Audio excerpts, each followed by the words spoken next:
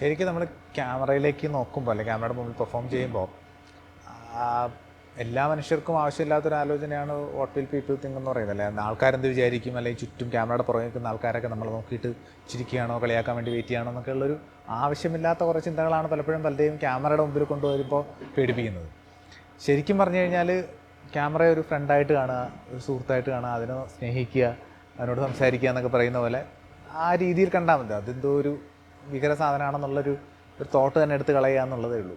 അപ്പോൾ അതിന് ഏറ്റവും കൂടുതൽ സമയം അത്തരം സാഹചര്യങ്ങളായിട്ട് പൊരുത്തപ്പെടുക, പരിചയപ്പെടുക എന്ന് പറയുന്നത് ഒരു പ്രധാനപ്പെട്ട കാര്യമാണ്.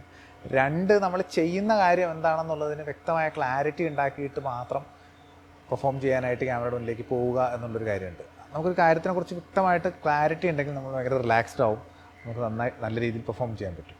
അപ്പോൾ ആ ക്ലാരിറ്റി ഉണ്ടാക്കിയെടുക്കാൻ നമ്മൾ ആ കഥാപാത്രത്തെക്കുറിച്ച് മനസ്സിലാക്കുക, അഭിനയത്തെക്കുറിച്ച് മനസ്സിലാക്കുക, വ്യക്തമായ ധാരണയായിട്ട് പോവുക. എന്തെങ്കിലും സംശയങ്ങളുണ്ടെങ്കിൽ ഡയറക്ടറോടോ മറ്റുള്ളവരോടൊക്കെ ചോദിച്ച് മനസ്സിലാക്കുക, ആ രീതിയിൽ തന്നെ പോവുക.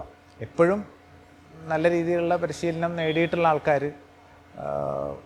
പ്രാക്ടീസ്ഡ് ആയിട്ടുള്ള ആൾക്കാർ ആ ഒരു രീതിയിൽ കൃത്യമായി മനസ്സിലാക്കിയിട്ട് തന്നെയാണ് പെർഫോം ചെയ്യാനായിട്ട് ക്യാമറയുടെ മുന്നിലേക്ക് പോവുക. അതുകൊണ്ടാണ് അവരത്ര കാമൻ കമ്പോസ്ഡ് ആയിട്ട് ഫീൽ ചെയ്യുന്നത്.